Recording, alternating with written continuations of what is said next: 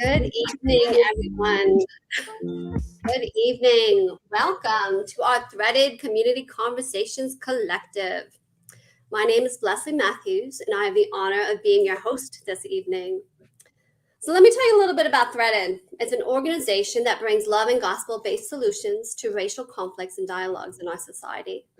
We know there are no easy answers, but Threaded is a place that holds a space to struggle, grieve, lament, and question. So, joining me this evening are the hosts of the Colored Commentary channel, Marcus Lloyd and Antoine Malone. Yes. Hello, everybody.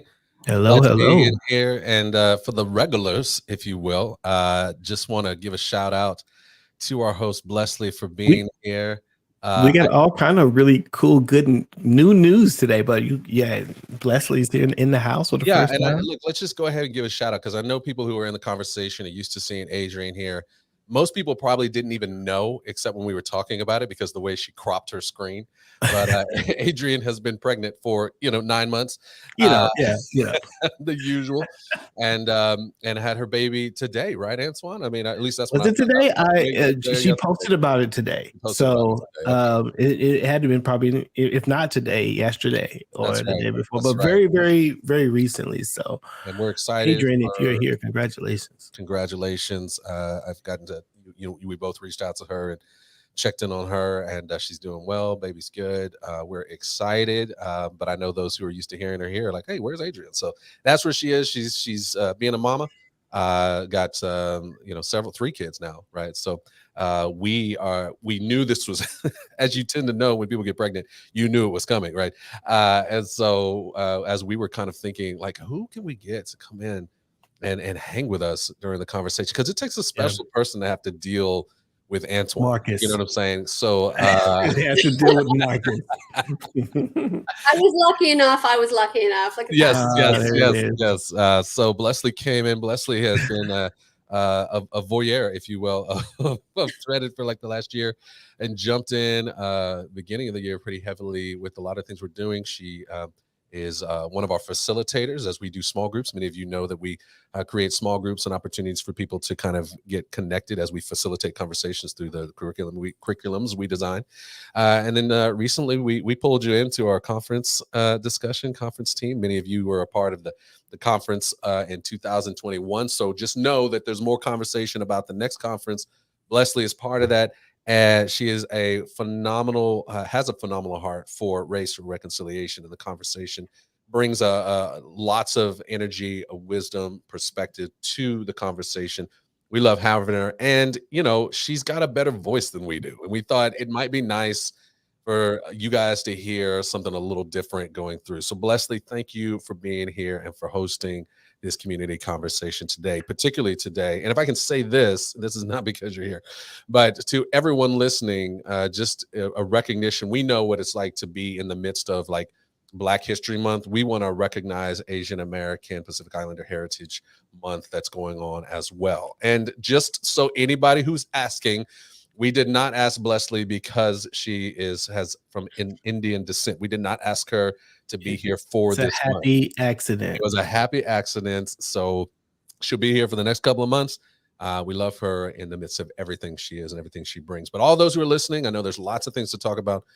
We want to wish you guys a happy Heritage Month for those of you who are coming from the Asian. Right. Yeah, absolutely. By the way, this is a live conversation, so make sure that if you're here, that you say hello. Go ahead and leave a comment right now. Just say hi. That's all you have to type is 2 letters. If you don't, if you're even if you're the digital introvert, which I find that most introverts are actually very good in comment sections. Yeah, but nonetheless, if you're a digital introvert, whatever, we just want to say hi and acknowledge that you're here. We don't have any notes for the show, so you guys are going to drive the show. We have a few questions that some of you pre-submitted, but we are going to respond, at least try to respond to you guys and the questions you bring and comments you bring into the comment section. So that's what we're going to try to do. Go So ahead, this Leslie. is totally unprepared. You guys are just prepared with prayers, humor, and sort of respect, right? There's no We didn't notes. even prepare with humor. We didn't Oh, prepare any of that. natural charm, maybe. Well, for Antoine, I'm always trying to See, just there it is. over him. I guess you owe me one. You taught me, and then you built me back. So That's it. It's the constant cycle of friendship that we have. You know what I mean? I figure we go down that road. we will take that. Alan, Jessica, Darla, Scott, Joel, Ray. Hello. Thank you for saying hello. We so much appreciate it. Betsy. Sorry, just quick, because I know we mentioned that, people submitted questions before. Just a reminder, you know what I mean? Like, if you're in this conversation and you want to submit, every time we do, whether it's a community conversations live or color conversations live, we have a site that you can go to submit questions that we can use. And you'll see that on the site here. wearethreaded.org/questions. wearethreaded.org/questions. You can even do that now because Lesley's looking at it and we can use it. But we prefer for you to drop that in the chat so we can work with that immediately. So yeah, and know that since this is happening every month, that obviously that link is always available. So anything that happens in between these live shows, you can always go there and bring questions, and so that's kind of what we want to do. We want to make sure we do that. All right, Lesley. We have Australia in the house too. Look at that. Australia. We do. Aussie Explorer. I love it. Hi from Australia. Yeah. That's what's up. Hi, Hema. You know who that is? It's like let me shout her out. Scott Simon, Margaret Simon. Very cool. That's right. Very cool. They are my really good friends too. Oh, I love it. Bring the friends. Yes, and bring anybody else if you are on. There's a few people from the Lesley squad. Is what we saying? Okay, all right. Take that. I love it. Let's start with the question. So we have one. What do you say to the Christian that loves Jesus, loves people, but cannot handle the church right now? Well, that's the question of the pro church. Right. That's the question of the moment for those who are really sort of ecclesiastically centric, if you will. Like, if your thinking is about the church, then there's this kind of empathy to some of the reasons that people have distanced themselves from the church, and yet there's also this really strong sense of belief that God has established a church specifically for moments like this, and to walk away from that church would be to, give the enemy bonus points to weaken the church. So I think that's a legitimate question, and I appreciate it. I have a few thoughts, but Marcus, what are some of your first? And Lesley, you too. Like, if you've got some thoughts around that, feel free. What are some of your initial thoughts on that? Well, look, I think to the point of you said it's the question of the moment. I would say to that person, well, join the club. There seems to be a growing sort of sentiment of that, and I don't mean that to be, I don't mean that to be flippant, and I don't mean that to be like more dirt on top of the church. You know what I'm saying?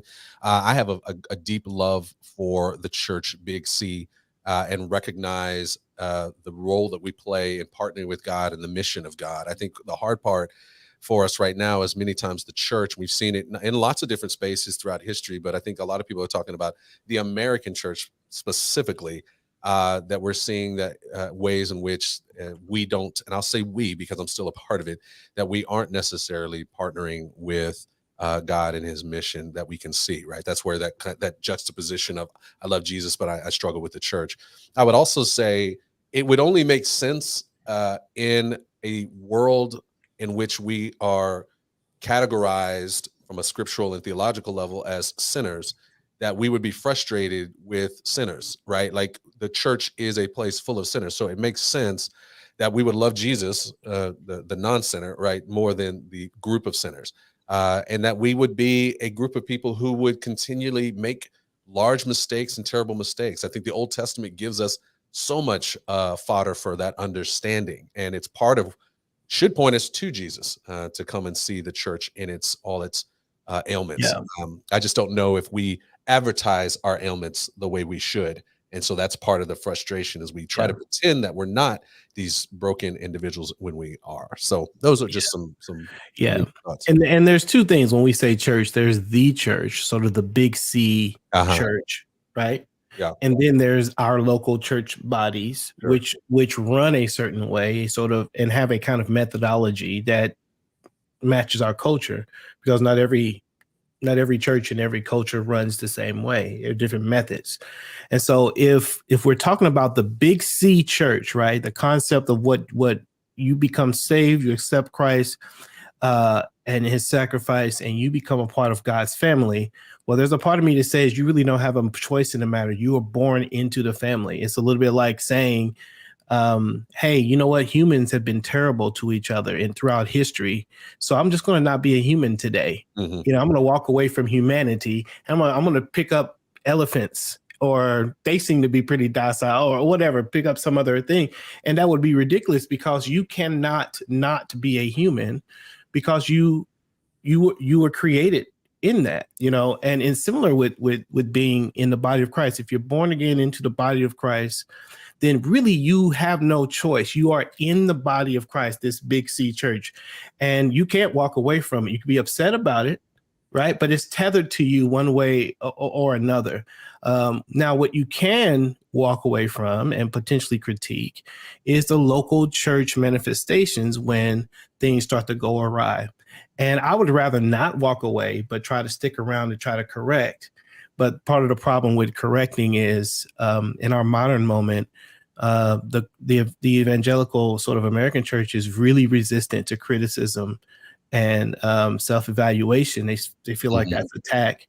And so it's very difficult to get problems acknowledged and therefore dealt with.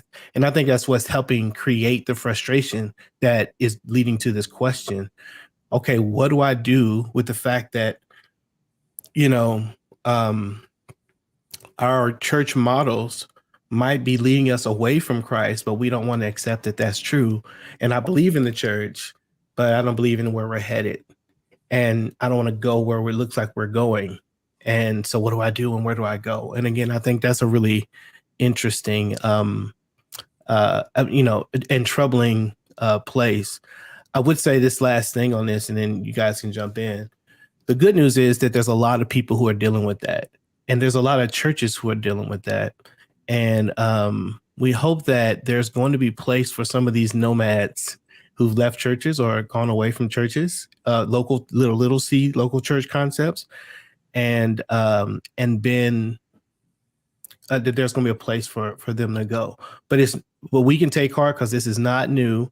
You look at Revelations 2, and you see in Revelations 3, and you see Jesus saying, behold, I stand at the door and knock. That's been used for salvation. But really what he's saying is to that church that somehow he's found himself outside of that church's things.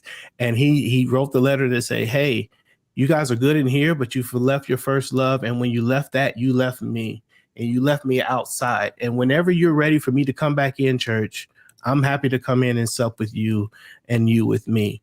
I think that sort of criticism, that sort of self-evaluation is needed. I'm hopeful. I think it's a great opportunity, but there is definitely a lot of pain right now. For sure. Lesley, you're hearing some of this. Like, what? I heard a lot. I think a few people in here said it correctly when they said the church is made up of the walking wounded. So when you kind of put that into perspective, that just adds up. Like, you know, the walking wounded will lash out, but you don't throw them away. You know, you hold on, you walk with them. And I think that's what Jesus did well. He walked. He walked.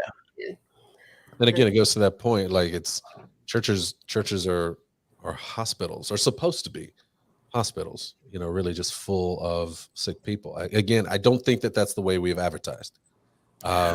Well, it's weird. Or we've advertised that, but then we don't. Sick people and people who make mistakes. Like, no one would disagree that, hey, the church is made of imperfect people, right? But what's been tough is for getting churches to understand that imperfect actions made by imperfect people have consequences. Sure. And that those things hurt and create they create something that needs to be addressed. And sometimes we stop with saying, well, hey, the church is not perfect, without going further to say, man, we've made some imperfect actions. We've got to figure out how to wrestle with the results of those imperfect actions, especially where it pertains to hurting people and creating stumbling blocks and hurting our witness. And that's the part I think that's been like hard to see not happen as much as it feels like it could. And I don't know any good models of someone that has been out of the church, rehabilitated into the church when they have committed a mistake. Like, have you seen that anywhere? Like, where, okay, we've got to step down for a minute, you need a breather. But how do you put this person back into the role of wherever they need to be? Like, those kinds of examples need to exist in the church that we can point to. I've got to think of those. You guys have any? Well, I have some smaller, not national pictures, but I mean, in our church, I've seen that a lot of time. And growing up in church, we would have moments where, like, hey, you step. My dad would always say, "Step aside," and whatever you wanted to call it, step down, step aside. But you're no longer performing in a particular way because you need to work on a few important things in your lives. I think that stuff is healthy because it acknowledges failure. It shows picture of restoration, reconciliation, but it also produces a rhythm, or at least exemplifies potentially a rhythm of confession, right? And confession and discipline are two things that I think the American church has been really, we don't talk a whole bunch about. We talk about confession for salvation, but we don't talk about confession to each other the way James 5 talks about it, where he says, hey, healing can happen in your community if you confess to each other. Well, we haven't done that part as much, you know. And I think moments where you get to show, where people show where they are hurt, you know, they have failed or what have you, and that they're not going to be abandoned. People are going to come alongside them and work and disciple, walk with them in their discipleship journey, and then they get restored. I think those are wonderful pictures that we, like, you're right, Lesley, we don't have a lot of really great examples of, at least not in a really sort of nationalistic kind of way. Like I said, I have a few I can think of. Right. And I'm sure there's some out there that people probably, and I'd love to hear it if you're in the chat, like, have you seen this happen? You know what I mean? Like, have you seen people be restored in the sense of, and maybe the question, and this question maybe even to you, Lesley, in the midst of that motivation, are you thinking leadership level, or are you thinking just, you know, those, if you would call them lay level, like I would go on multiple levels, because for me personally, demonstrating with lay people, that's kind of, you walk with them. But even leadership that represents the face of certain things, you just need examples. To point to. Yeah, I would probably say I've seen it more at the lay level than the leadership level. Yeah, there's a, if you can call it a higher standard that usually is kind of laid upon the leader's shoulders. It's actually been a kind of a frustration of mine in my ministry. I've been at multiple churches, 4 churches, in the midst of my vocational ministry career, and had lots of friends and people in church, those churches, outside of churches, who, you know, fell off for one way or the other. And I was always amazed at just, you know, whether you've been there 5 years or, you know, 20, 30 years in that church, you make the mistake, and all of a sudden this community that you were in for that much time, all of a sudden you are separated from them completely. Yeah. Like out, you know what I mean? With no sort of true plan for restoration to bring it back into the fold of that community. Right. And I think that's always been one of those things that bothered me about even church ministry as a whole. And frustrated me about that. I'd say, again, at the lay level, I think there's been probably more examples. They're just not as highly articulated, you know.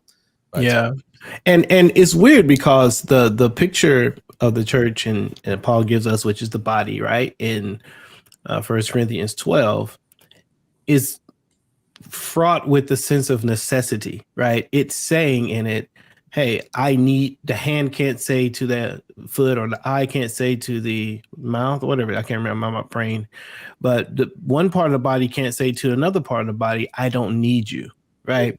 And if that's real, like, it's very poetic. That sounds poetic, right? And it feels good. It runs across your head smooth and the mouth smooth. But when But when the hand suddenly is sick or broken, or the fingers are like, we don't chop off our hands, right? We fix our hands partially because the hands need to be fixed, but partially because the body needs the hands.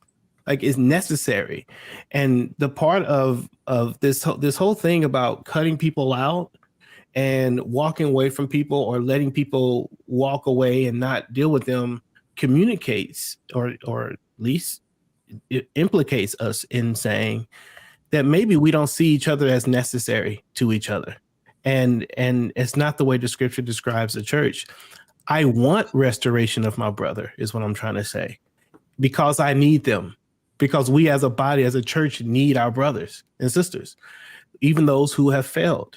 They have a role to play. And if we don't understand the necessity of each other, right, then we really won't fight for each other. There's no urgency to fight for each other. We'll say, I have no need of you, I can do it without you, and we'll leave those folks behind or in the ditch. And that's not what Paul lays out for us, for how the church should see itself and its members. Good point. So I'm just going to transition just a little bit, because there's a lot that's happened over the last 2 weeks, this month, Asian American month, actually. So many events happen. There's the events in Dallas, the events in California, the events in Buffalo, New York. And what are your thoughts, or what would you share right now for those that are just grieving, can't believe it's happening again, sort of numb also to this, because this is trying to move on instead of dealing with it as well? What kind of words do you have? I think it's important to kind of step back and evaluate your feelings on it. I think as you were talking, you were saying, there's some who are dealing with it in very emotional ways, and some who are numb to it. I think both of those kind of represent a kind of trauma that we as human beings and in this country are probably dealing with. I don't know, and we'll probably talk about it obviously a little bit today, because that's kind of the space we create. But I don't know if it's the time yet to get to all the details of, how do you fix this, how do you not. I think it's just really trying to evaluate, like, what happened, what kind of country, if you will, do we live in which these kinds of things can happen in such close proximity to one another, and yet we have these battles about the presence of racism in the country, and whether that's actually a thing or not. So I think there's an evaluation that needs to happen deep. We would call it here a reorientation around our own thoughts and minds, an analysis. I think those are the things that need to be happening, whether it's our society as a whole, but then also just how are you feeling about it. So I'd love to even see, some of the folks, who are in the chat right now, like, just putting in, like, just kind of gut reactions, like, what did you feel when these things happen? And just to highlight again, we're in Dallas right now, which is where, some new news has come out in the last day about the shooter for the Asian American community here. In all cases now, if you will, there is a kind of there's the victims, and there's the attacker that's there. So we have kind of those things in place. How are you guys feeling about that? How are you evaluating it on the chat? We can keep talking, but I'd like to see some folks come in as well, so they can process this together with us. Yeah, I think with the two, and look, while people are sort of typing in, what they kind of been thinking through for the last few days, it's interesting to think about the two things. Some people are equating the two things, the shooting that happened in Buffalo and the one here in Dallas. One was made by a white man, 18-year-old white man, and the other by a black man here in Dallas. Both of them citing some slightly similar language in how they believed that they were under attack by this other group of persons. There is a slight difference, though, I think, in for me particularly anyway, where the issue with the Buffalo shootings happened. My first thought had to do with where the church would be in this. I'm often thinking about how will this affect the witness of the church? And the truth of the matter is, only one of these two incidents, and it doesn't make one right or wrong, or doesn't justify or not justify, either of these. But one of these incidents have a loose connection to the church. And I say loose, there's no church. Well, I try to stay away from alwayses and nevers, but there's probably not very many churches who are going to condone the actions of the Buffalo shooter, right? No one's going to say, "Hey, man, you ought to pick up your gun and go in here and shoot." So, and I'm not implicating any church with that particular type of charge. The ideology that he's working from comes from a fusion of spiritual warfare and patriotism. And it's the same sort of fusion that we see in the KKK when they would burn a cross. You say, why would these people burn a cross in the yard? It's because they believe they're doing God's work against God's enemy. And they put a cross there in their mind to show that God had victory here today, right? And God had victory. It was a spiritual thing, but it was also this racist social thing. Like there was a fusion between these two things that were happening. And so every time the KKK did that, the church lost a little bit of witness, if you will, because it was associated with this social action that it shouldn't have been associated to. Similar in the Buffalo conversation, there's a slight fusion of thinking that to protect a certain demographic in this country is to protect God's movement.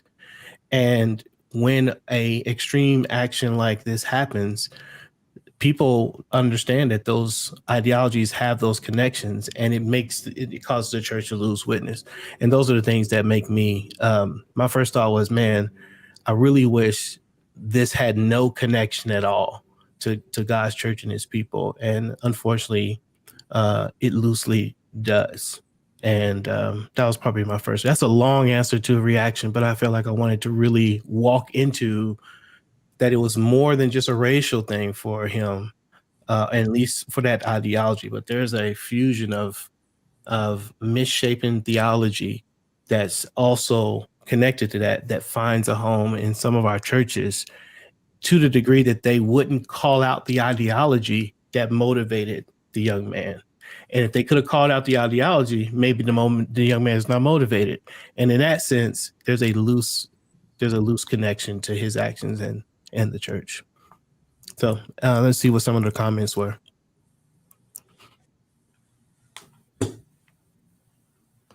Let's see. Let's see Kendall in here. Let's Kendall. check this out. I'll pop her up. I got it. Yeah. Oh, you got it. Cool.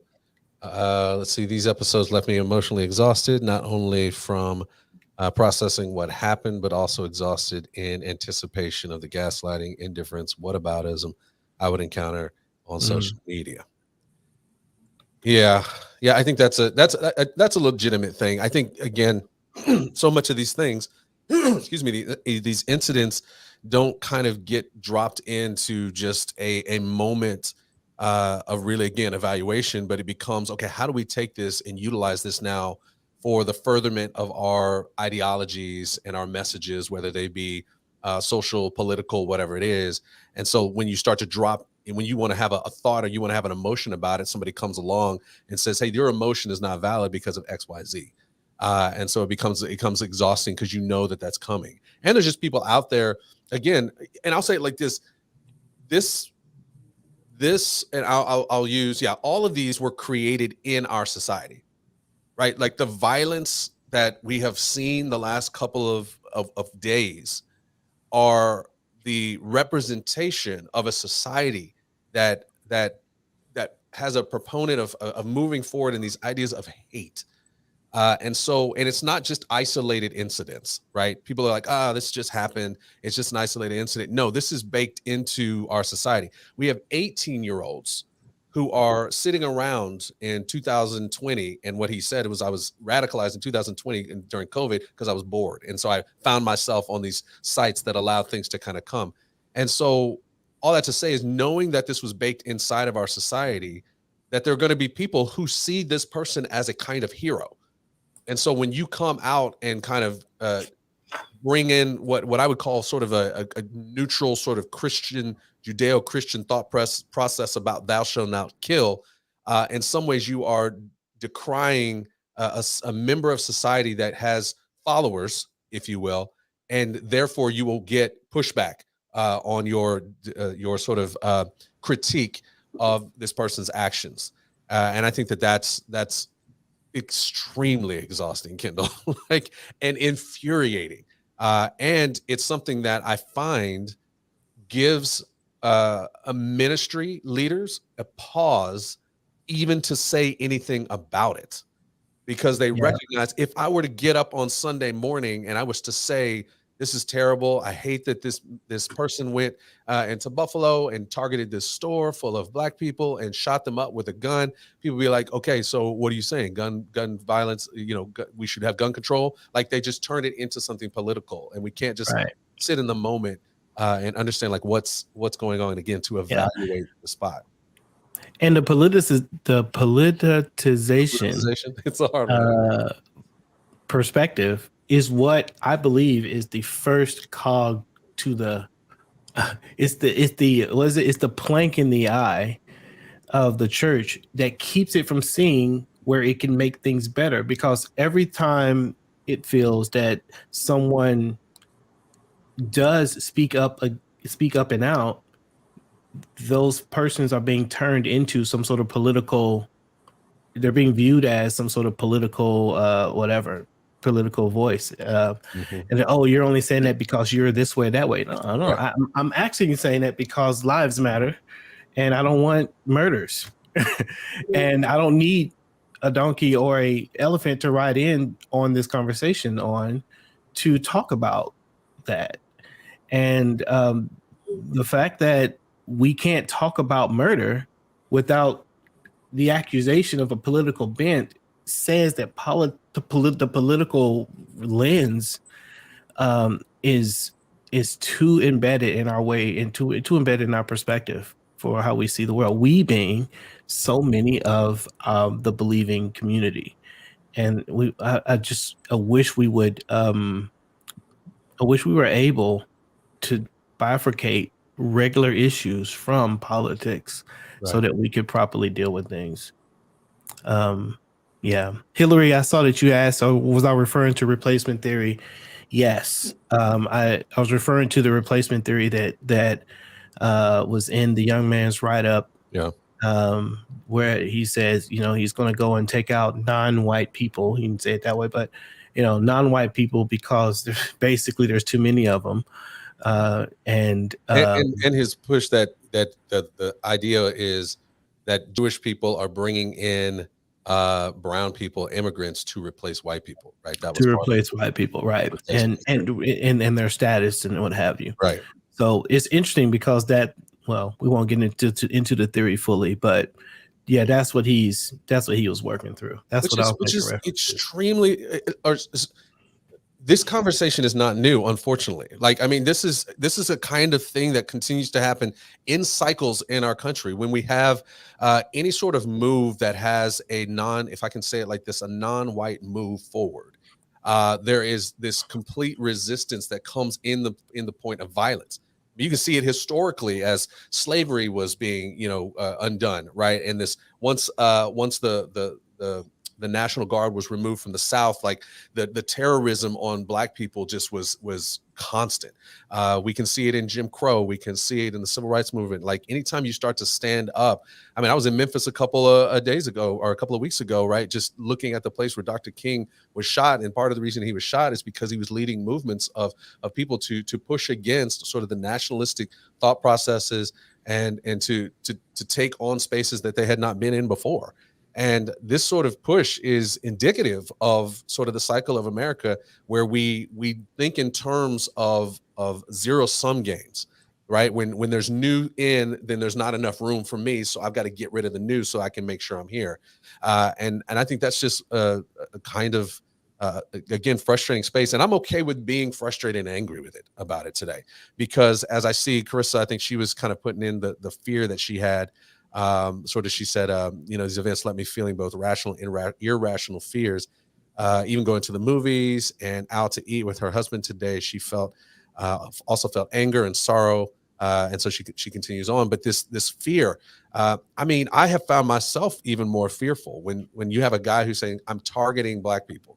But even this, I went out with a buddy of mine. He wanted to take me to this restaurant in Koreatown, this another part of Dallas, Koreatown. And I remember when I drove up in that area, I was like, oh my gosh, like I feel there was a part of me was like, am I safe here? You know what I mean? Are people targeting this area right now? Am I going to be a bystander in the midst of another kind of Asian American targeting in my city? And again, that's part of what this is supposed to do. This kind of violence is supposed to make us shut down, leave, vacate, step down. And I'm sick of it, right? Like it's doing, in many cases, historically, what we've seen is actually it does the opposite. It has the opposite effect. It actually creates more resolve in communities and makes them kind of, but they also can turn to a kind of feeling about others that may not completely be healthy either. So I'm just again, for me, I'm still trying to process some of this as well in the midst of my emotion and my frustration. Yeah. Like on the subways in New York, that's where I'm from. It's just a lot of, you do the mundane and you go to work and you do what you need to do. But there's a huge community in Chinatown and in Koreatown, everywhere, where it's just a lot of fear. But you still have to strategize. You still have to strategize, especially as a woman, because all the attacks against Asian Americans in the subway, it's just very tragic. And you feel targeted, but you can't stop the economic needs that are happening. I don't know, as a Christian, like you pray, you do your best, but the fear is still there. And that fear is sort of, it's always in the undercurrent. Like it's a constant fear there, just an escalation. Yeah. And the church should be a sanctuary from that. That's what we're supposed to be. Like if there's some safe place to be, right, it should be among God's people. From that, like that's the little K kingdom of the world, and the product of that, as Marcus has says, like we are in this culture, and this culture has created these actions. And there's a culture in the big K kingdom that shouldn't be creating these sort of actions, where we can feel safe among God's people. And part of the issue that I'm having is, unfortunately, the big K kingdom has adopted many have adopted some of the things of the little K kingdom, to the degree that it's not entirely safe among Christians anymore. There's two types of fear. There's the fear to say something because you're going to be targeted by those who want to fight back, right? Yes. And then there's the fear that if you say something, you're going to be targeted by those who don't want to say anything, right? Because the people who would rather not say something about the shooter would and do have a capacity to silence the people who do want to say something about the shooter. Does that make sense? Yeah. Like it's harder for you, it's easier for someone to say, hey, be silent and don't say anything. We don't want to get into that mess. And people lose jobs over that. Yeah. Right? Yeah. They'll lose jobs because they decide, hey, this is something I think we should stand up and speak about. And someone will come and say, hey, we don't talk about that. we don't get in that mess. And so that's a loss. There's fear there. You lose something because you said something by the passive voices, but then you also lose something by the people who who are very active in the conversation and they want to silence you. So it's very difficult to live in this space where things need to be talked about, and not everybody, not very many people want to hear those things. Yeah. And the church really should just be a place where we provide a respite and oasis from those sort of things. And that's what we're looking to create. That's what Thread is about. That's what I'm about. That's what Marcus is about, individually, away from Threaded. Like we want the church to be the light in darkness, not another dark thing in the darkness. Yeah. And the light would draw people there to it because it's different than the darkness. And but if the light is increasingly dimming, then you leave people with not very many options.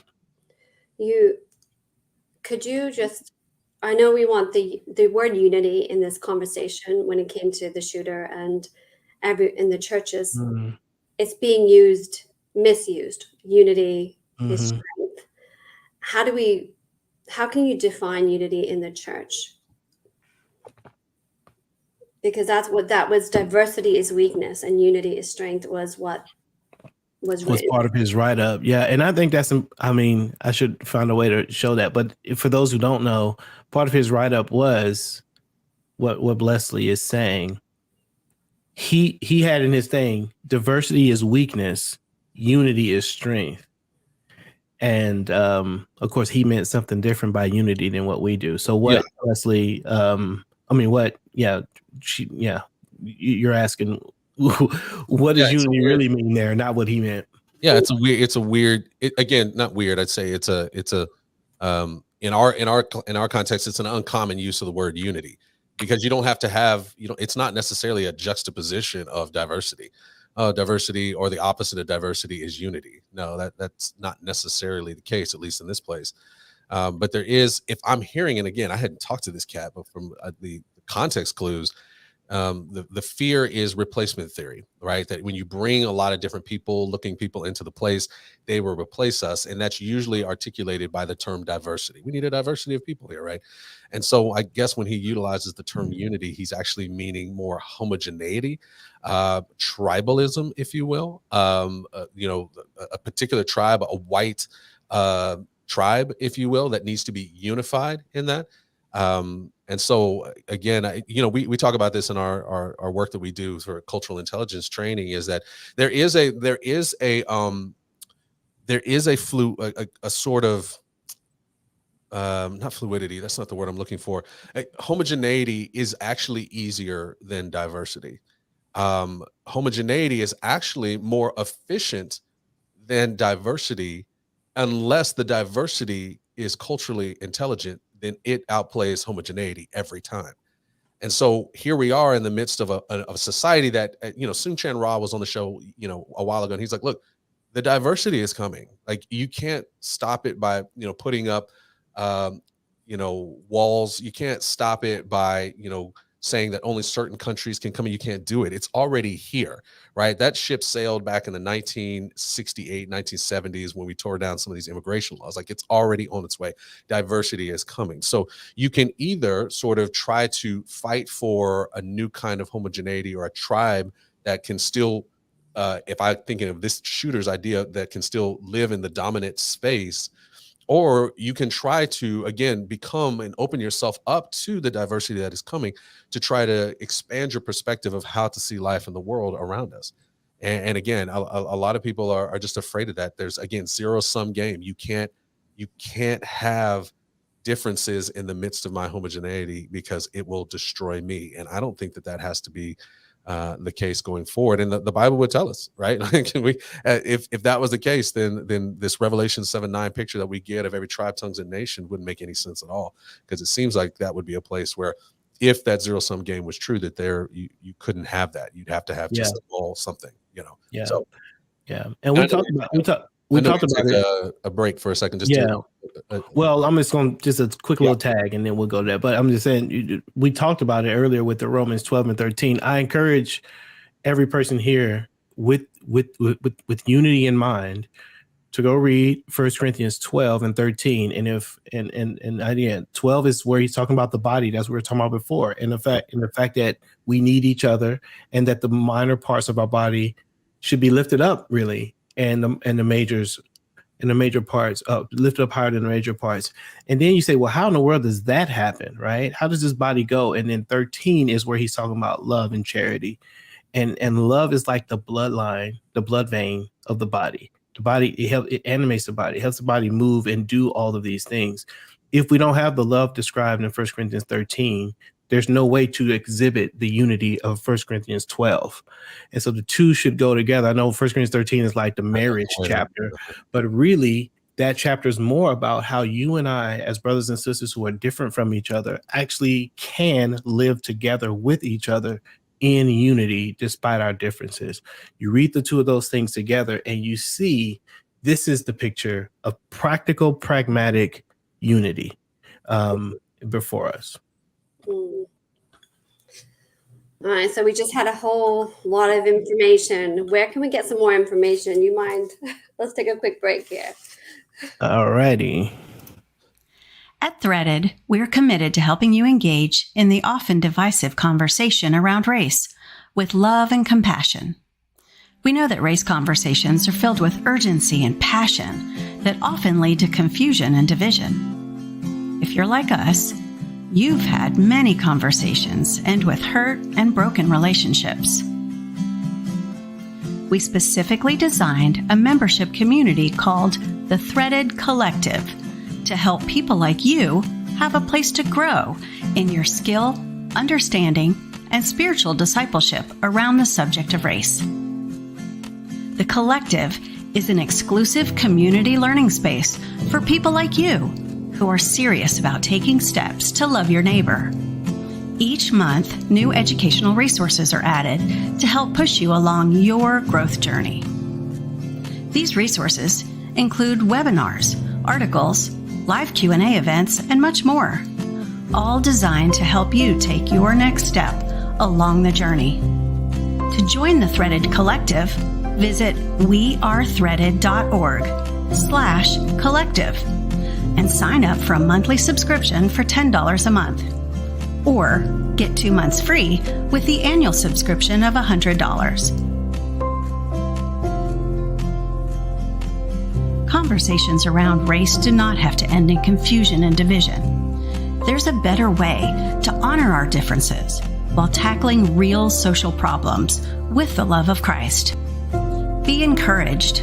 You're not alone. And maybe we'll see you in the community. God bless.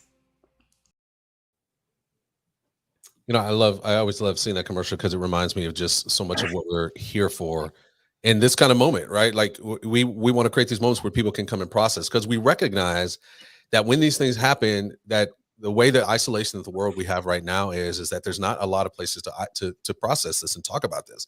And we know there's people out there who feel alone, right? People who feel like if I talk about this in certain spaces, I'll be canceled, I'll be kicked out. Is there some place that I can engage in this conversation? And so Threaded is committed to recognizing that. We know what it's like. We know what it's like to be pushed out. We know what it's like to not have to lose friendships over these conversations. We know what it's like to feel like you're the only one who's talking about this and no one else is. And so we've created Threaded as a place to come alongside people like yourself who are here today, and to help guide you along in this conversation, to help you be better at wanting to be the answer as opposed to bring in more problems, to be someone who knows how to bring unity when all this division is trying to take hold. And so we come alongside and we want to help. We educate on race issues. We train people and how to be great facilitators and engagers and of society and understanding good critiquers of culture. We facilitate conversations. We design materials and events to allow cross-cultural interaction and understanding. We and try to help people connect to one another relationally and also in projects together to do things to go after the systemic issues in the community. So we understand where you are, and we hope that these kinds of times are helpful for you not only to process the big things like this, but even the continual, things that come up that maybe the world isn't just talking about with others who think like you. So I always appreciate seeing that commercial and being reminded of that. Yeah. That's a good Yeah, stuff. and look, we always say we're in the middle of the food fight here, Yeah. So don't be. We expect to walk out of the cafeteria with spaghetti and pizza, like on our on both face sides. Yeah. from the two different sides of the cafeteria, because we typically are not on one or the other, quote unquote, side. Our goal is to say, what does the gospel say about whatever, and that usually puts us more centralized. And we're okay with that, because also the middle is where you can stretch your arms out and try to grab the ends and pull people together, right? Yeah. And that's ultimately what it is that we'll try to. We'll do it with spaghetti on our face if we have to. Real quick, shout out to Ray. I know he said something about my lion pick behind me, so yeah, he got you. yeah, I know it's a new addition to the room. I had a Bo Jackson thing back there, so I had to really like this pick. Yeah, that's for real. To take down my Question boy. is, where is Bo Jackson? My in your boy office Bo right Jackson. It's like, if you can't see, let's see, how do I do that? It's a little. Is he up against the camera door? It's half lion and half a Jesus face, Uh-huh. and so it's kind of interesting. I liked it. So, but shout out, good looking out. I saw that. Just wanted to say, want to show some love to my boy. Ray, we boys now. All right. Because of that. Okay. He said, all right. Can I just, because I know, bless you, I don't know if you're moving us to a completely different thing. Were you moving us to a completely different thing? Not entirely, but go ahead. I was going to go back and look at some of the questions that popped up, though. Check it out. Just because I'm trying to think about this idea of being in the middle, right, and really understanding even these things that we're seeing today. I think I don't, when all these things happen, I didn't go right to the church. I know you went kind of right to the church and where's the church's role. I wasn't thinking about the church and in some ways in the midst of it, except in this kind of capacity. Like the situation reminded me of I was rereading this engagement, but in Birmingham, Alabama, 16th Street Baptist Church, where the bombing happened and killed 4 little girls down there. And there was a gentleman, his name was Charles Morgan Jr., who kind of delivered this address to an audience kind of right after that. And he asked the question, who bombed that church? Was it who bombed that church? And people are like, well, white people bombed that church. He's like, no, we all did that. Like, we all allowed for that. It's not something, again, it's like I said earlier, it's not an isolated incident that you can kind of point to, although I know we can put a name and a face, but I think we all have to own our own part in participating in a society that furthers the justification of the utilization of hate. Because we can be honest, there are times in our society that we are justified and allowed to practice hate, right? Where it's okay. Usually when the term war is used, right? When we're at war with somebody, we're allowed to somehow talk about these people, dehumanize them, and whatever it takes for us to hate them. In fact, if you're going to go out and try to and have to potentially kill somebody on a battlefield, you almost have to they have to become dehumanized, and you have to find a way to hate them so that you can justify yourself in the action that you might have to do. And so here we are with these conversations around, culture wars and race wars and civil wars. And so what we're finding is that people, because the war is on the table, they are justifying hate of their fellow brother and sister in the world. And from a church standpoint, our fellow body member in the body of Christ. And I think hate is a dangerous thing. I was reading through Howard Thurman has this great book, Jesus and the Disinherited. If you have not read that book, you need to get that book immediately, as they say. It's actually a book that Dr. King kept on his person. They say it all the time. Immediately. He has a whole chapter on hate, and I read through it again maybe Monday, just because I read through it regularly. And at the end of the chapter, it talks about he was talking about a gentleman that he ran into that was a white guy. Now, this is back in the 1930s, 40s, or whatever. Howard Thurman is an African American. He's talking to this white guy, and the white guy's telling him, he said, I don't teach my children to hate Negroes, right? Because what I understand is if they start hating Negroes, they're going to hate white people too. right? Because what he understood is hatred cannot be controlled once it is set in motion. And I think we need to recognize that. Like, we are allowing ourselves to talk about people in certain ways, to dehumanize people in certain ways, to use the terminology of hate very like loosely in our society, and we are creating an environment of where the virus can grow.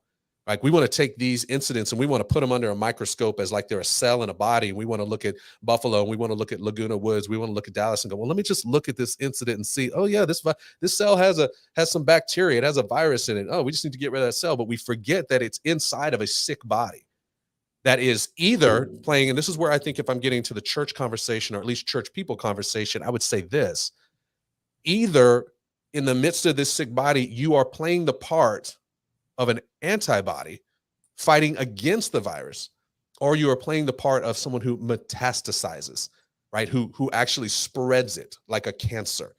And I think that's where we have to really start evaluating how we are engaging one another. I said this on my Instagram feed last week. I talked about, you have a choice every day to spread love or to spread hate, to bring life or to bring death. And what we see is that there's a spiritual thing going on in the midst of our hate that is bringing more. It's multiplying hate as well. I think, I can't remember who was on the chat. They were talking about kind of, I think it was Darla, excuse me, Darla. I see what you're talking about. You said, when you saw everything you said, I felt so angry and numb. And then I wondered about how safe I can be and will be next. Then I wondered, how will this influence the way society seeks its own safety? And then you followed it up with saying, will more people arm themselves? Will that breed more violence, right? You're quoting Dr. King, right? Like, hate cannot push out hate, only love can do that. But you have to break the cycle of hate somewhere.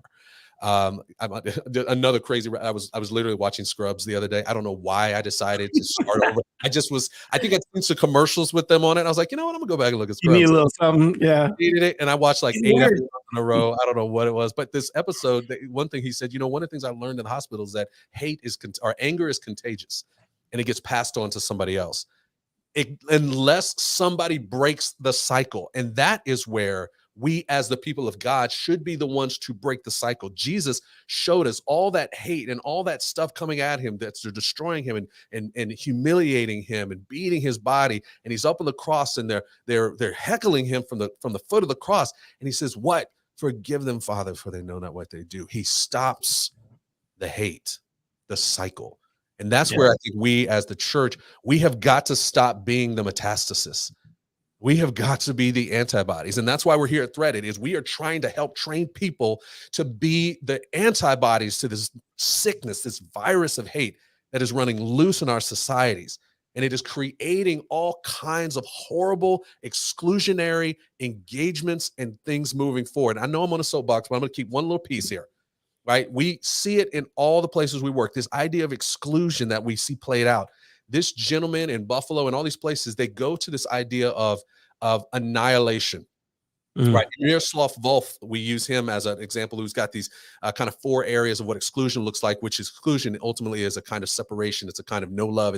It's another way of kind of thinking about hate. I don't want anything to do with you. One of them is annihilation, which we've seen in the last couple of days, people saying, I'm just going to take you out. I'm just done.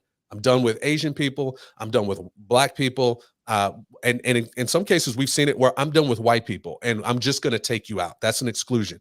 There's also assimilation, where it's like, you've got to become like me. There's also domination, where I'm just going to dominate you. But then there's also this thing that we also have to be recognizing is happening, is that the last one is abandonment, which I call cancellation. Canceling is also a kind of violence that leads to the same kind of exclusion that these gentlemen were practicing in all these places. It's just a different version of it. Just like Jesus said, you can talk about, murder, but if you are even angry at your brother, you are committing the same crime. This idea of canceling people is another kind of violence. Right? This idea of assimilation, cancellation, annihilation, it runs in the place of exclusion. It's a violence, and it does damage to the spiritual fabric of our community. And the only people who would know how to deal with the spiritual fabric of that. And I'll say it like this, are people of faith. And I'm not just calling on Christians. Like I'm going, there are people of faith that have lots of different faith backgrounds. I've got plenty of friends who are Muslim, Hindu, Jewish, Baha'i, right? Like people of faith should be able to bring something to this table where we work towards the idea of inclusion as opposed to exclusion in all of those forms and fashions. And that's where I believe the church has a role to play. I would love to see Christian church playing the part, but man, at this point, like give me some faith folk who can come in and actually play the antibodies instead of metastasis. Okay, I'm off the soapbox. Well, the relationship. I feel you, man. Get yourself a little, right, I'm hot about it. I'm mad. Enjoy yourself. Like take a deep breath and breathe it out. Right, exhale the goodness. Listen to some music while y'all continue the conversation. No, there's this relationship between love and life, right? Love needs an object. It needs something else. Life, biblically, is associated with togetherness, with nearness, with connectedness. The opposite of love is hate. Hate has to do with othering people, creating distance between me and other people. And death, as described in the scriptures, is also about separating and creating distance. Christ has always been, God, the Godhead, has always been about light, about life, and about love. He's been about bringing people together in perfect harmony. Although, hey, that might be a thing. Perfect. I'm writing a definition for it right now. Perfect harmony. That root is and like you were saying, I think the connection between Jesus when he's like, hey, if you call your brother a fool, it's just like murdering him. Why? Because it creates distance. It creates death. It creates death in a different kind of way than the physical death, but it's death all the same. You still have murdered if you create this distance. Close the gap and you have life. Close the gap and you have love. And I love that you say, hey, the hate has to stop here. Jesus says, look, no more. I'll take it, but it's not getting past me. And anyone who would live like me would be willing to pick up their cross and follow me and land at the same stopgap that I landed at, to say, hey, the hate won't get past me either. And that's tough because that requires being on a cross and being crucified in order to have someone to forgive.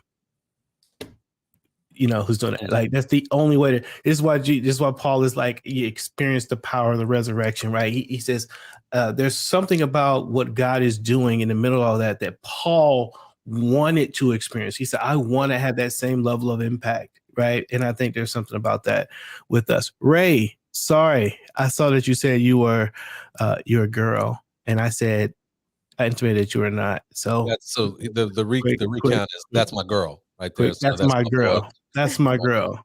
So apologies. I know that just like jumped in the middle of that little bit of a thing, but but I felt like I needed to just, make that correction. Fair enough. And when you see me, we'll get it done.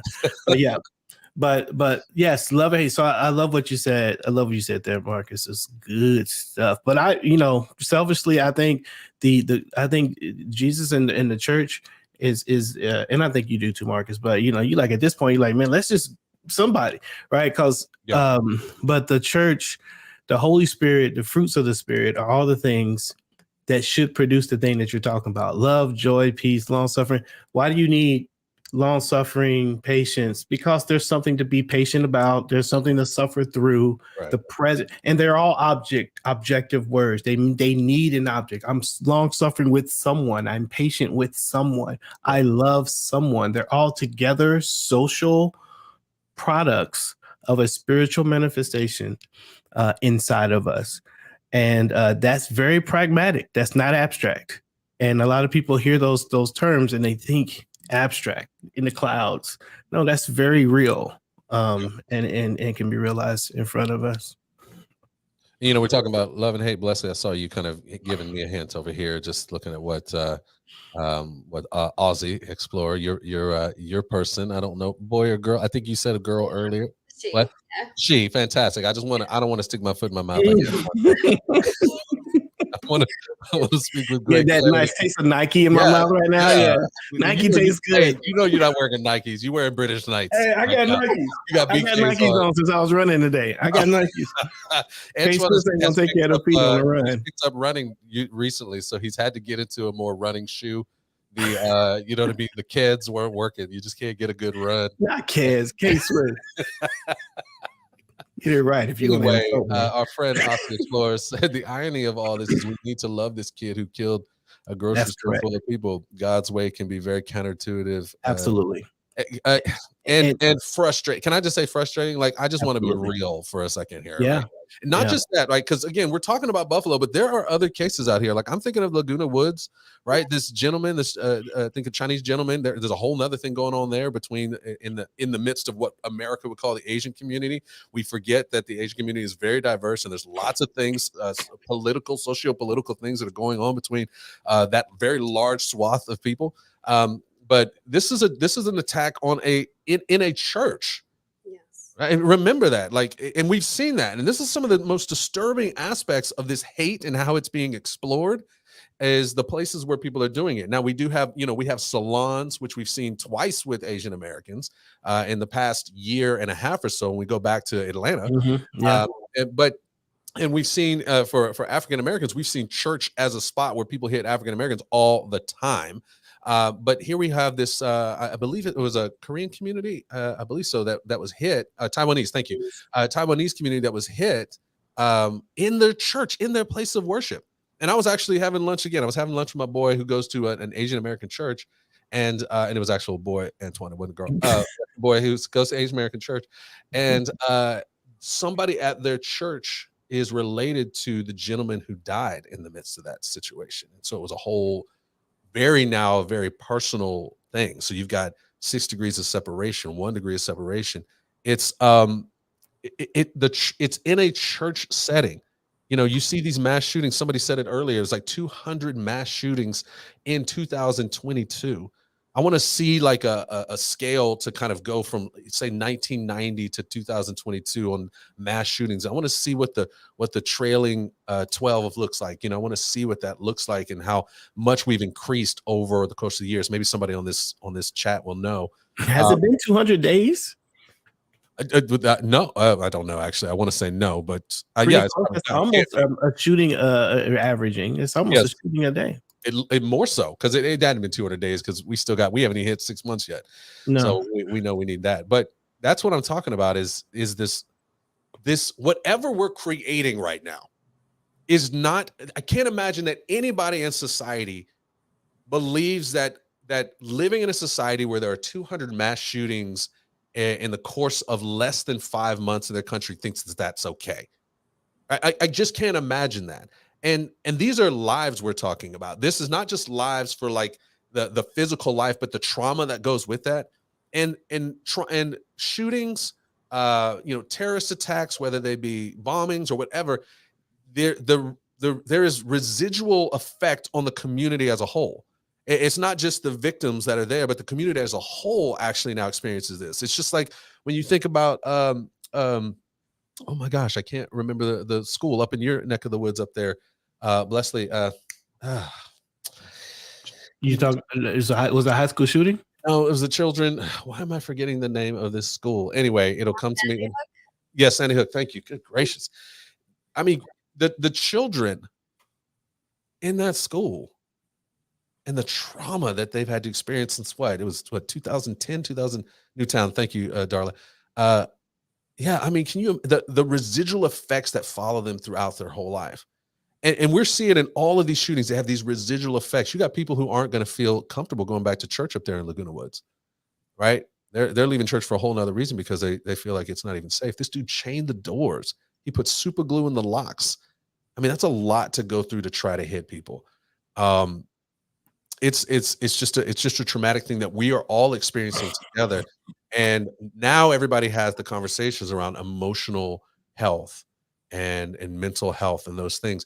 We've just gone through a pandemic. There is so much emotional health issues in our country. We tend to put mental health in this other category. We're like, this is for people who are, whatever the stereotypes are, right? People walking the street talking to themselves. No, like there's emotional health that we are dealing with right now. If we have 200 mass shootings in day 138, Yeah. it's crazy. So there's something's got to change, and the reason it's not is because we politicize it.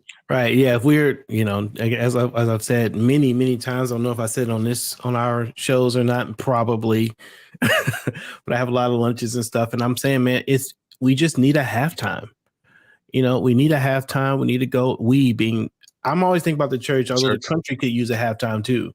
But the church, the church is, the score is the score. We might need to get into our locker room for a minute and just look at our playbook and see what's working and what isn't, make the substitutions necessary, change the strategy a little bit, because we got a whole bunch in our playbook that we're not using, and go out here and hit the field a different way. Because right now, what's going on the field, to use this sports analogy, the score is not in our favor, and that's okay. It's not okay, but it's okay in the sense that we're not victim to that. We can regroup. We can. That's a thing we can do. We can stop, look at where we are, reorient, as we would say. Figure out where we are in a moment, and say, you know what, the current needs in front of us, cross generationally, right, is this. And we've been calling these plays for these generational issues. We might need to reach into our bag. And the good news is that the Holy Spirit has given us a playbook that has enough in it to make and run the right sorts of plays, and for us to be a part of running them, for him to infuse us with it. So it really is just a matter of us expressing a kind of humility to say, you know what, maybe what we've been doing, because I'll say this now, and we move off of this. America has enjoyed, the Christian church has enjoyed an excellent space in American history to this point, in that the resources, influence, political power, like all the things that a church would need to make an impact. And if you were a boss and America was your employee, and you and as a boss, you're like, hey, I want you to help America be a place that looks more like God than it doesn't. And I'm going to give you all of these tools to do it with. The boss comes and says, hey, the results don't look like what we were shooting for. What else do you need from me? Right. And I imagine God's looking at us in the church and say, what else do you need from me? I've given you money, talent, time, people, power, influence. Like, what else do you need from me in order to make the difference that I'm asking you to make? I've empowered you with the Spirit. What do you need from me? Because it is an interesting commentary that we've had such an influence on society, and yet here we are. Right. What it should tell us is that there's something about what we have been doing that created, or at least allowed, this. And that very nature, by the very nature of that means it doesn't make us being the church 100% responsible. But it does say, if you're the manager of the store that's not making the sale, then somebody's going to come to the store and say, hey, manager, what are you doing? Right. And maybe I need to take you out of the candlestick, is what Revelation would say. Maybe I'll take your influence away, and I put something else there that will produce the outcomes that I'm looking for. And some of the deconstruction stuff may even be some of that, right? That's happening. But it's really interesting to think that America has had such a premier space in the American cultural context, and this is our results right now.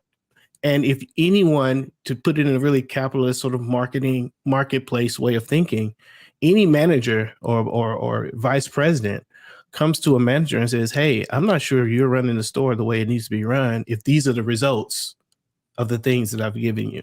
Then the scripture tells us this. I give you 10 talents. What are you going to return on that? Oh, you buried it. You didn't use it. Let me go ahead and get them from you. I'm going to give it to the person who will do something with it. Right.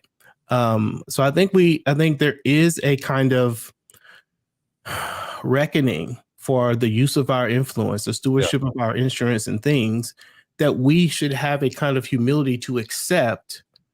And the good news in that is that we can accept it, and God is ready to take a church and engage this current issue. But he won't do it if we don't act like, if we can't receive the fact that maybe we need that correction. And it's just what we've run into a lot. Yeah, we don't know we're part of the problem. Yeah. Anyway. So all right. There's a little bit here that people are talking about in the chat. I know we're trying to keep the politics out of it, but gun control is an issue. And in Australia, I don't know if everybody knows the history, but they banned guns. I don't know, about 15, 20 years ago. I'm not sure. Hema, correct me if I'm wrong. And they've seen a fraction of the shootings that America has, right? If anything, because of access. And then Roland, he writes, the normalcy of violence combined with easy access to guns in this country plays a role as well. What are your thoughts on both of those, actually? The lack of guns in Australia, which we can comment on, and Roland's response, the normalcy of violence combined with easy access to guns in this country plays a role as well. Yeah, I think the gun conversation is I think we can explore some options, some more options than what we are currently exploring politically when it comes to guns. I'm not one that really gets my thinking from any one particular side of a political aisle. So what seems to make sense to me is, certain things just have regulations, regulations are normal in America. If I want to start a restaurant, the city has to come and make sure that I'm up to code. Otherwise, I'm going to probably hurt my my customers. And so the idea, but it is absolutely my right to start a restaurant. Like the presence of the code isn't the absence of my rights, America-wise. But I think from a Christian, again, from a sort of church and Christian point of view, I like to think that the bittersweet nature of what it is to be a Christian in America is we as a church have the opportunity to change the minds of a community, right? Like there's nothing that tells us that we can't influence the community in such a way that they wouldn't shoot, In fact, part of our tax exemption is based on the fact that the church is meant to be a positive influence in societies, in communities. If you were to measure that, what the government would want to see is that with the density of churches in a given neighborhood, that crime should be down. The more churches there are, the less crime there should be, because there's some benefit, social benefit that the presence of church is doing, some moral benefit, and its ability to infect the patrons of that neighborhood is working such that that guns are being used less anyway, because people aren't thinking about murder, because the church is having this really great effect. So there's a part of me that wants to move away from the laws, the legislation, and the politics altogether. I'm sure we can vote, but there's no trust, there's no confidence that I have in the actual law passing, whether it should be there or not. I would much rather spend my time trying to figure out how to introduce the gospel introduce the kingdom, let me say it that way, introduce the kingdom of God to as many people as we can in such a way that the use of guns in that way is less. And I think if you're going to be, I think for Christians, I am more comfortable with setting that as our goal, where we spend our energy, and we then trying to lobby for particular types of gun laws and such, because there's going to be people who who disagree, and it's an argument that I personally don't want to get involved in, again, because I don't trust it anyway. I would much rather deal with the hearts of the community directly and challenge us to evangelize the communities and make a difference and spread the kingdom in the communities in such a way that that the gun violence would go down. And that if that were true, then that would mean that churches in America can target the most murdering counties in the country and say, we're going to move there.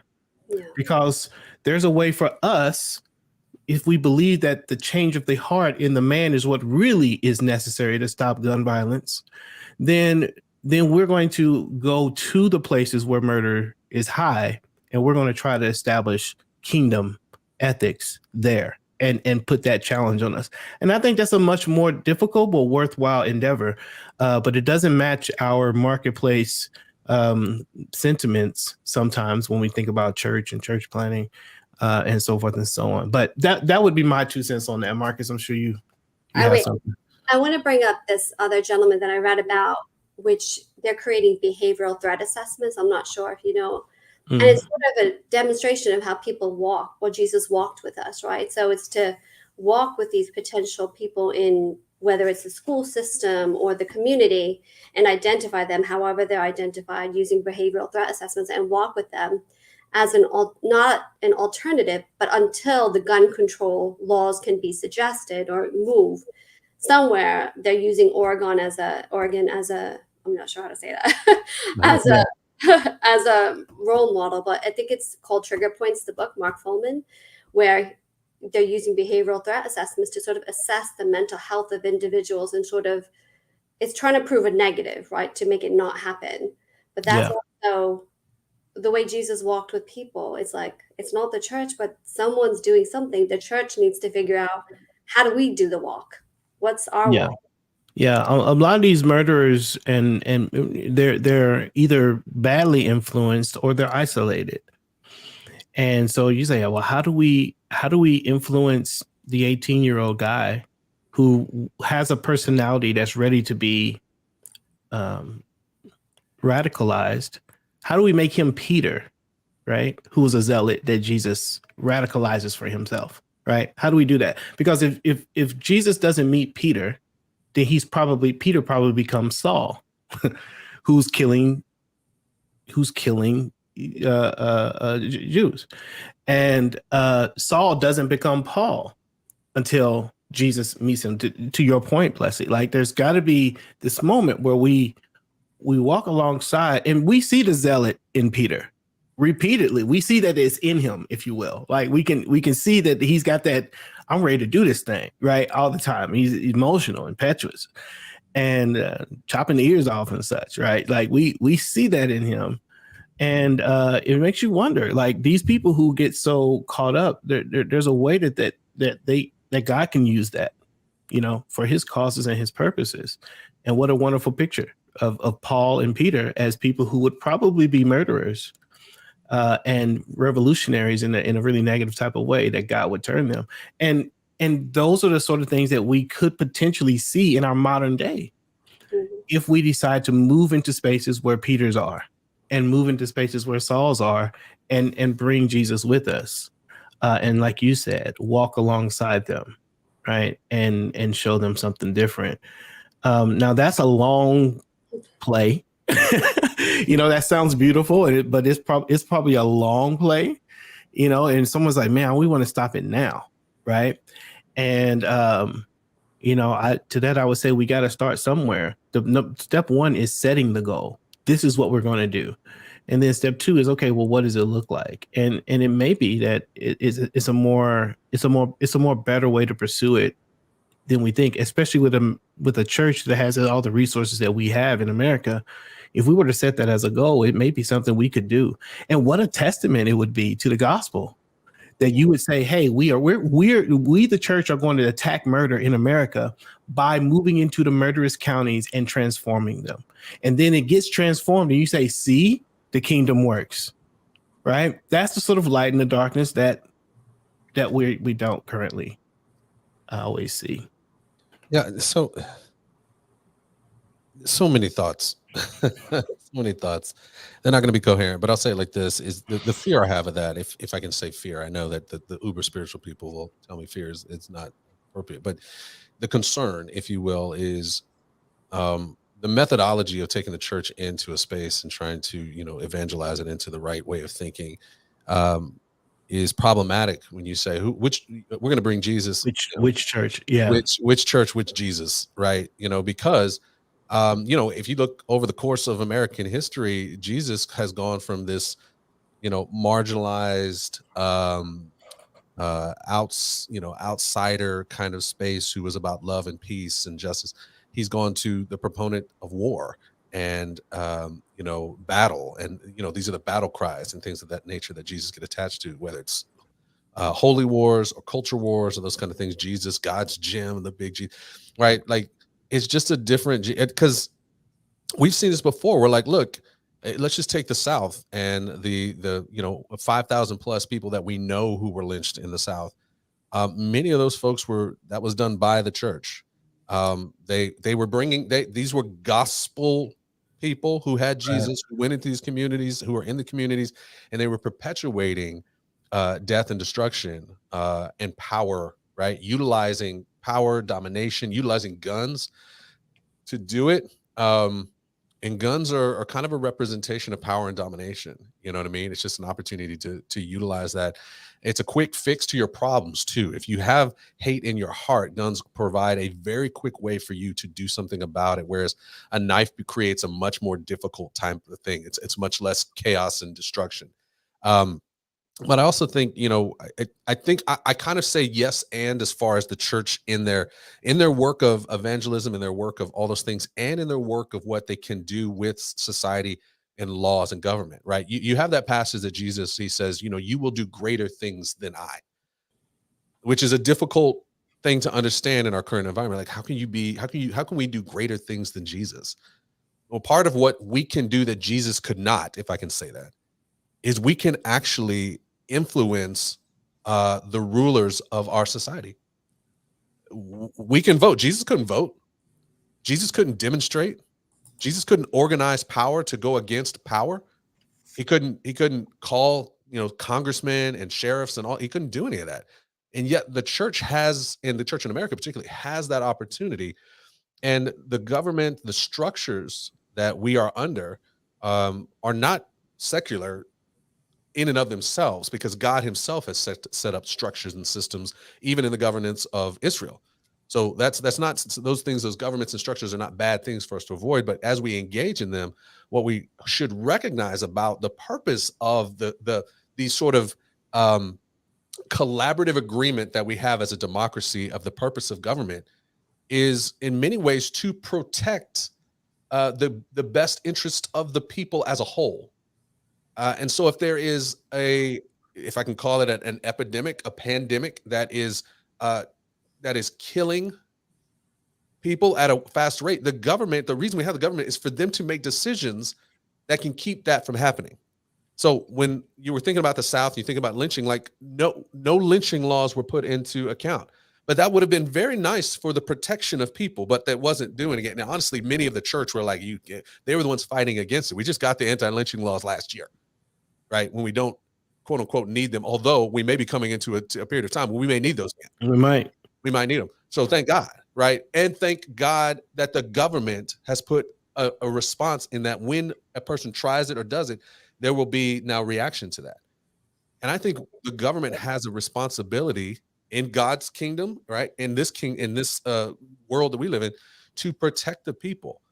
And when you can see it right now, we're seeing this global warming that's happening, right? And we're seeing all the weather and all that stuff, and people are going, you know what? Maybe we shouldn't be driving so many gas cars. Maybe they're throwing things into the atmosphere. So the government is creating these policies and things around limiting the levels of exhaust that your car can have, because it recognizes that it actually hurts a lot of people.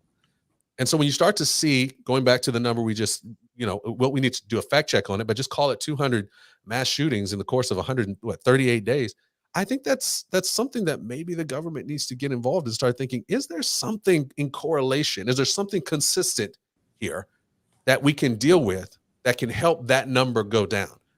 And I would say if these 200, let's just call it 200 people who decided to do a mass shooting, if they did not have access to these guns, would we have seen 200 mass shootings? Because remember, the ease at which you can now to bring your own justice into places, right? Would we have seen as many shootings? Would we have seen as many lives? You think about the Las Vegas shootings that happened, 2 years ago, where this dude had this assault rifle with these, he had the attachments and things, and just shot from a hotel on top of a crowd and just destroyed lives and families in just a few moments. If he didn't have access to that gun, would we be sitting here thinking about it? Now, I understand the idea. I grew up in a gun home, and that was part of the way you went through the Lloyd household. Is you got taken out of the country, you got to learn to use a gun, right? So I'm not talking from a place of not understanding the access and understand of hunting and all that stuff. I get that sort of male stuff that's going on out there, and now becoming more of a female place as well. But it's, I just have to ask the question: if you keep doing the same thing and getting the same results, or if your results are actually compounding and getting greater, then you got to make a change. And the thing that's consistent is gun access. Yeah, I mean, you're making the point that Aussie, she's saying she sees the same kind of racism in Australia, but she sees a fraction of the shootings because of the access. And you can look at that. You can look at Canada's very similar. You go to Europe is very similar. Again, racism, violence, but a minuscule amount of the kind of violence we see over here in the midst of guns. Now, again, I know everybody's like, Second Amendment, all those things. I don't know. I'm still trying to figure some of this stuff out, but I do know that something, as I said again, something's got to change. And it's not putting up bars, and say it like this. It's not, I don't know if the answer is putting up metal detectors at schools and churches, and putting iron bars on schools and churches and fences around them. So God help us, another person doesn't decide to get an assault rifle and go and shoot 5-year-olds. You know what I'm saying? Like, is that the response? Yeah. That let's just protect the people from all. No, I think there has to be something done about these guns. And motivation in the heart is huge. Yeah. And I think the church has a part to play, but I think it's not an either or, it's a both and. How do we, as the people of America and the people of God, play a part in sitting? How can you sit back after all the things we've seen and still have these same conversations about guns? And it's not guns, it's people who use guns. I'm using Texas accent. We're from Texas. I can do that. We know about guns here. I just think there's got to be a better answer, because that answer is not changing anything. Yeah. Okay, it's not changing anything. So there's got to be a better answer.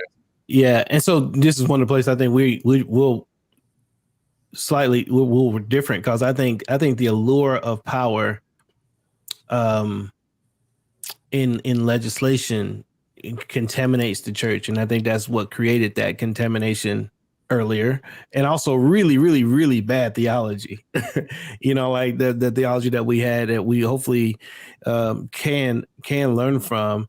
I don't disagree that it sounds pragmatic, and I'm not even saying that I couldn't be convinced to vote in one direction or the other. My concern is that my concern is that we would, with that power, with that ability to legislate your morality, even though this is a common kind, well, maybe not so common morality, because it's really hard to pass a law in America, comes a sense of a slippery slope where power and where Christianity and politics is concerned, which is kind of where we are at the moment. And ironically, I think I trust the ground up approach more than the top down. But I can see the pragmatism of the top down. I can see the pragmatism of, let's get the guns off the street, and then they'll have to find another way to kill people. Make them go the extra mile. Look, if they're going to do it. And a knife. If you're going to kill somebody, you're not going to kill. Yeah, you're not going to kill. 26 people in 2 minutes with a knife, likely. You'll injure some people. But so I get the pragmatism of it. But there's another, and maybe like you said, it's a little bit of both and, but I would like to spend more of my passionate energy about trying to figure out how to get into these spaces. Okay. Even with some of our broken theologies, none of them condone, well, not many of them Exactly. condone murder, right? Yeah. So Look, but here's the thing: is I don't think it's an either or, but the energy has to be spent, in my estimation, because you have tools, right? We're not sans tools. Again, I think it becomes easy to kind of do the heart deal when we look at Jesus and we think that Jesus doesn't go after sort of changing sort of the environments of the power structures because he had no access to it. I think it is an act of stewardship to engage mm. in Oh, but you can opportunity say to real engage, okay. to disengage in opportunity to be about attacking, if you will, the deal from all sides. I want to put energy in the evangelism. I want to put energy into going in and trying to change the hearts. I also want to see energy into trying to stop people from being able to just maneuver their whims at any moment on complete groups of society that tend to be vulnerable, Yeah. right? And so that's a place that I think we've got to recognize if we have an opportunity to stop that. And I'll say it's I'd be very interested, um and this to you, right? I'd be very interested to see how you feel if it was your child who had gotten shot in one of those No, things. I feel You know what you. I'm saying? Like that's where I think Yeah. people are Yeah. in some ways there's this disconnect from it. Maybe, and who knows how I would feel. I'd like to. Who knows? I sure would have far more investment in the conversation and can say that for sure. But at some point and then we can close this, or whatever you can say what you want to say. But I know we're wrapping up soon. But there's the question in scripture where it's like, God, why does the wicked prevail? You have the whole book of Habakkuk where he's like yelling at God, like, where are you? Why do you allow these people to have this agency that allows them to take out the innocent and to kill the innocent and to oppress the innocent? And the scriptural sort of picture is that God has allowed it, and his counter has been to put his people in place to create the counter picture and to infest that kind of thinking. So I think there's a little, like I said, I'm not in full disagreement, but at the same time, I'm like, it's stewardship. Yeah, I'm walking with all of that. I think it's an important conversation to have, but there's a part of me that wants to make sure. Here's what's not happened. I'll put it this way: not very many churches are actually thinking about what we were talking about earlier, going into murderous counties and changing the landscape there. Most people are leaving those counties, and I wonder what it would look like if we implemented a little bit of both. Like I like the code. I like somehow making sure being responsible with guns. I think America needs to learn what it means to be America as a country needs to learn what does it look like to be a responsible gun owner, right? Just like they've asked, what does it look like to be a responsible restaurant owner or a responsible car driver or whatever? And they just need to ask those questions and put people in the best position to be responsible. And I think that's legitimate.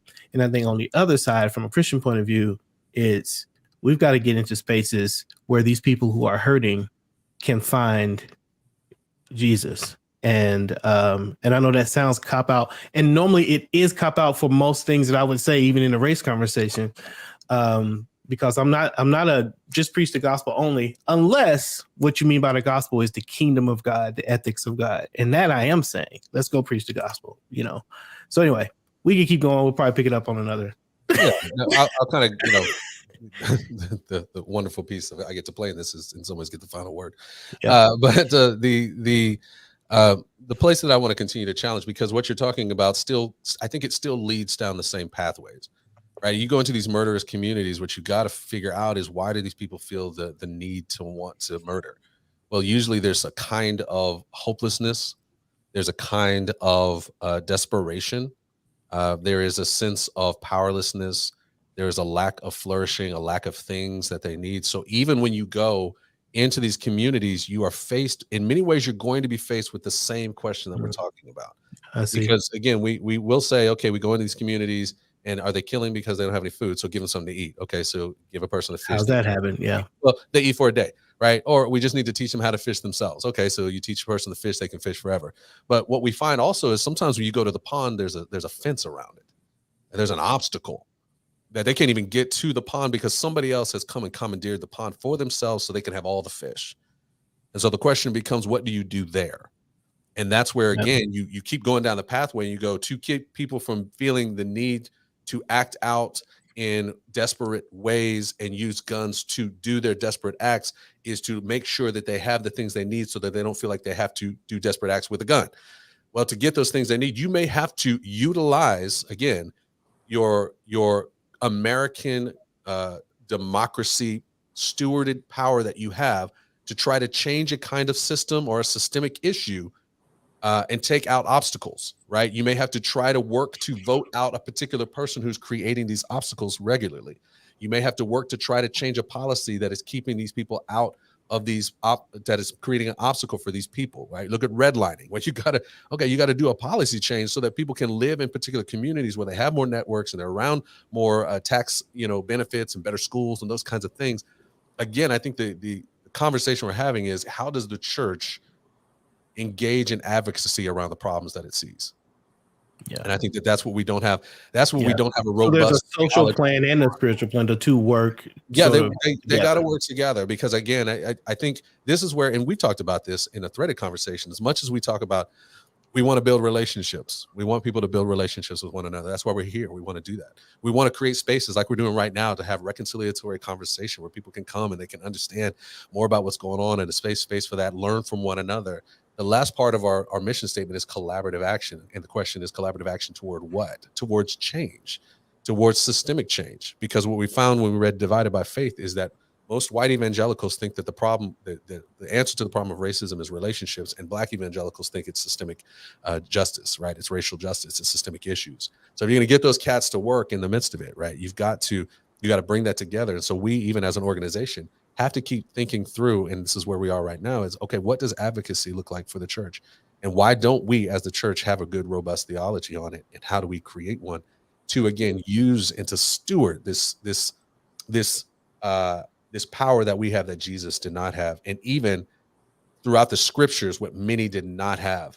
And really, even in the Old Testament, they did have the power to steward that and did not. And that's some of the reason why God punished them. It's because they didn't steward their power for flourishing. So I agree. There's more. It probably doesn't land in just one political party. No, this is not a political party aspect. Right. I know. I know that. But I'm just putting that out there for people, because what it sounds like we're saying is that politics is a part of the solution, which could cause someone in our audience to think, okay, so they're being political, and political means they're going to pick one side or the other. I want to make sure and reiterate that while there are social solutions, what we're not saying is all those solutions find themselves on one particular political side. We'll look at the issues as they come and deal with them. And so I just want to make sure that you understand that's where threaded is. All right, I'm sure we're over. Like we're over time. For sure. Good combo though. I appreciate everybody being in here. I see Aussie, Roland, Hillary. I see David rolled in right at the end. Hello, David. Good to be there with you about the grocery store. Check that out. Ray, which is who we found that Ray was Rayana. So that's my girl, Rayana. Glad you're in here as well. Mary Jane, I saw you, Darla. Good thoughts. Thanks for being right on point, helping me with the Newtown stuff. Roland, thanks for the Chinese and Taiwanese. We got brain farts in here, and sometimes we just need a little help. So it's live. So it's live. There's lots of stuff in your head. Margaret, thank you so much. And all the other folks who were doing their silence watching. Now, look, Lesley, I know you tell them about, we need, this is YouTube. So, do they need to subscribe to anything? Yes. So if you enjoyed this conversation, or if you just want to ask more questions, because this is the place for our dialogues and all our questions, I would recommend you subscribe to the Threaded YouTube channel, or the Collective Community channel for colored commentary. So think on that. And if you want to just get after, look up wearethreaded.org. Take a look and see. We've got more conversations and resources for you. So thank you so much for coming. Next month, we're going to host another Q&A. So be ready with questions. As you can see, there's a power in a good question. There is. And just a reminder, because we do 2 of these a month. on two different kind of spaces, if you Two will. lives, yeah. Two live. We've got our community conversations, which is an evening third Wednesday of each month, and then we also do on the last Friday of each month a colored commentary live where we're also dealing, but it's like 11:30. It's kind of your lunch hour, more discussions. Although we may not be doing one. Well, keep an eye out. We may not be doing one. I don't know. Yeah. We'll see. We got vacations and such coming. Who knows? We might. We may. There may or may not be a color commentary live this month, but normally every month at the end. And we take a little break in the summer anyway, so we'll see. A little vacay, but yeah, thank you guys here. That way you'll know it's when it's coming. It'll let you know. Very good. Yeah, and share with your friends. Lesley, like she helped us get our and you guys. Yes. Hopefully, I believe it was a lot of you who helped us reach our goal of getting over 100 subscribers. So as soon as YouTube gives us credit for that, we'll be changing our YouTube channel to say youtube.com/something. So it's easier for everyone to get to. But share this out with people. What we want to do is we think a space like this is helpful for people. And Marcus and I and Lesley now and Adrian, we all are working hard to try to create a space for you and for people like you to think through stuff and hear some ideas, agree or disagree, but to be able to do it together, knowing that we are walking along this thing together, learning from each other. So the more the merrier. So if you can get others involved who you think would enjoy the conversation, send them the links to the YouTube channels and have them subscribe and make sure they join us. Hey, and I'm an executive director of an organization, a nonprofit. So I am going to say this. We love that we get to create like the free space for people to kind of engage. If you have enjoyed this and you want to see more of these spaces created, that's what we do. But we're a nonprofit. We can't do it without the support of our listeners, about the support of those who engage. So, man, if you are in here and you want to see Threaded grow to do more of these things in all kinds of places, go to wearethreaded.org/give. Become a monthly supporter, monthly partner and investor in the work that we are doing around racial reconciliation. We are here for you. We want to be a guide to you. You are the Luke Skywalker. We are the Yoda. You want to be a Jedi. We're trying to get you to that place, and we're going along with you as well. So if you enjoyed that, make sure that you jump in and give a financial shout out, right? Like, we love the kind of money that jingles, but we prefer the kind. I thought you were just going to play the drop. Money that jingles, but we'd rather get the kind that folds. There it is. I just for those people who know, gotta give you a little jolt of joy if you know. That's right. If they know, yeah. If you know who that was, I would love for you to put it in the comments. All right. Anyway, we've done enough here. Good stuff, Lesley. Thank you so much sitting in for Adrian. Adrian, if you're listening, we love you. Congratulations, thank you for that, baby. Little baby Samuel. We'll definitely have that get her back in here at some point. But man, I loved having Lesley in the spot. Great stuff. So I don't know if Lesley, you want to close us out at all, and it's up to you, or I can always do it. But we are ready to roll. No, I just want to say thank you to everybody. And next month we'll just host another Q&A conversation. So be on the lookout for details. All right. Bye.